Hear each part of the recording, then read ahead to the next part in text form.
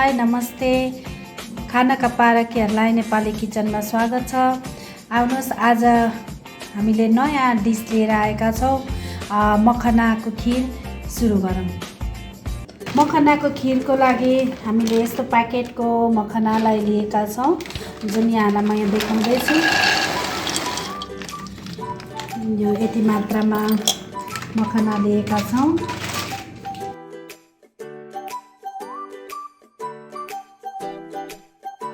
र यसको लागि चाहिने अन्य सामग्रीमा 1 लिटर दुध लिएका छौँ। त्यसै गरी यो अरू कुराहरू भनेको सबै अप्सनल रहेको छ।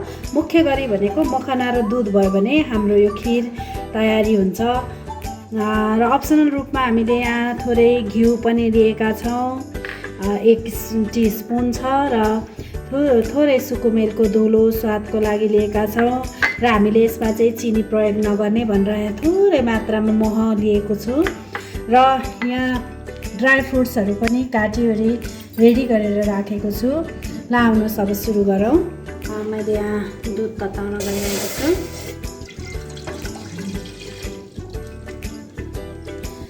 अब यो मखनाको खीर बनाउनको लागि हामी पहिला यसलाई भुट्नेछौँ। यसलाई राम्रोसँग भुट्नुपर्ने हुन्छ र मात्रै यसले राम्रो स्वाद दिन्छ। यो मखना चाहिँ हामीले डायबिटिजको लागि, हाई ब्लड प्रेसरको लागि, साथै फास्टिङमा पनि युज गर्न सक्छौँ। यसलाई चाहिँ फक्स नट पनि भनिन्छ र यो लोटस सिडबाट बनेको हुनाले हामी यसलाई फास्टिङको रूपमा पनि युज गर्न सक्छौँ। मखनाले चाहिँ वेट लस गर्न चाहनेहरूको लागि एकदम राम्रो गर्छ, किन भन्दाखेरि यसमा थोरै मात्रामा कार्बोहाइड्रेट हुन्छ र प्रोटिनको मात्रा बढी हुन्छ। र दुधले पनि हामीलाई त्यत्रो खासै असर गर्दैन। हामीले यो मखना र दुध मात्रै पकाएर खायौँ भने हामीलाई भोक पनि त्यति लाग्दैन। चाहिँ हामीले ड्राई फ्रुट्सहरू पनि हालेर खान्छौँ, जसले गर्दाखेरि हामीलाई सबै ब्यालेन्स डायट पनि पुग्ने गर्दछ। यसले गर्दाखेरि अरू खानाहरू खाइरहनुलाई आवश्यक हुँदैन। हाम्रो चाहिँ मखना भुटिसकेको छ। अब यसलाई हामी निकाल्छौँ र एकछिन सेलाएपछि यसलाई फेरि फुटाएर मसिनो मसिनो बनाउनेछौँ। हातैले पनि गर्न सक्नुहुन्छ। यो मजाले फुट्छ।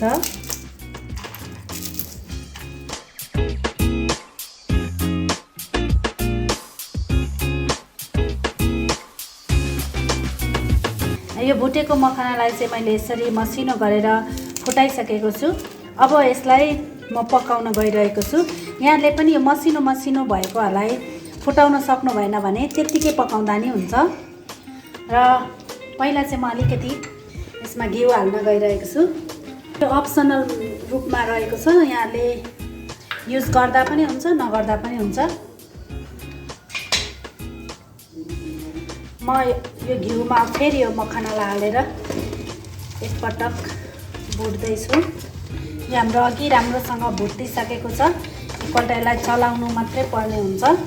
र हाम्रो यता दुध पनि रेडी छ, उम्लिसकेको छ। र अब म यो मखनामा दुध हाल्न गइरहेको छु।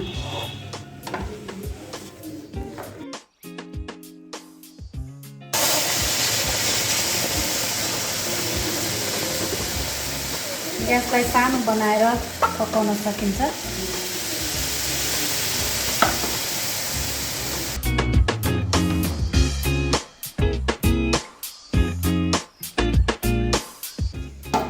यसलाई मजाले सुकाउँदै दुध यहाँले थप्न सक्नुहुन्छ।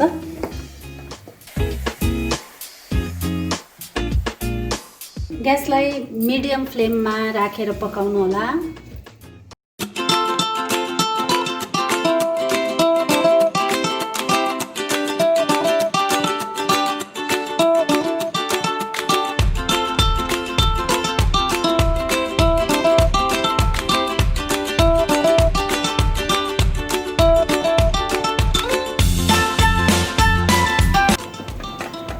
मैले 100 ग्राम मखनामा 1 लिटर दुध लिएका थियौँ। मैले 1 लिटर दुध अलिकति प्रयोग गरिनँ, थोरै मात्रै उब्रेको छ। र अब म यसमा सुकुमेरको डस्टलाई हाल्न गइरहेको छु। यो चाहिँ यसले राम्रो स्मेल दिने हुनाले टेस्ट पनि मिठो हुन्छ, त्यस कारणले हालेको। र मैले यसमा सुगर हालेको छुइनँ किनभने हामी यसमा सुगर प्रयोग गर्दैनौँ।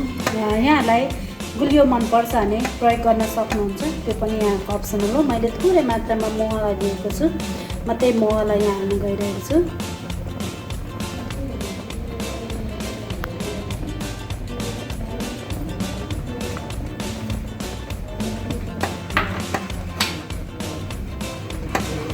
त्यस्तै गरी यहाँ ड्राई फ्रुट्सहरू रेडी गरेर राखेको छु, यसलाई पनि म यहाँ मिक्स गर्दैछु।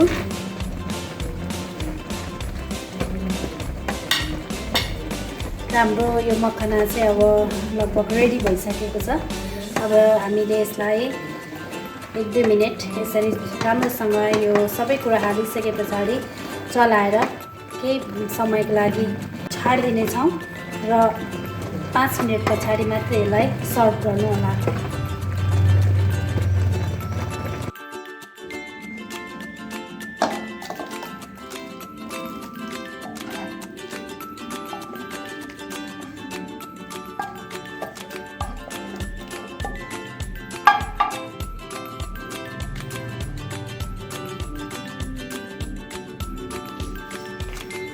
आजको रेसिपी तपाईहरुलाई कस्तो लाग्यो?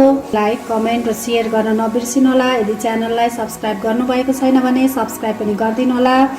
आगामी दिनमा यहाँहरू कस्तो खालको रेसिपी चाहनुहुन्छ त्यो पनि सुझाव सल्लाह दिनुहोला। हस्त, धन्यवाद।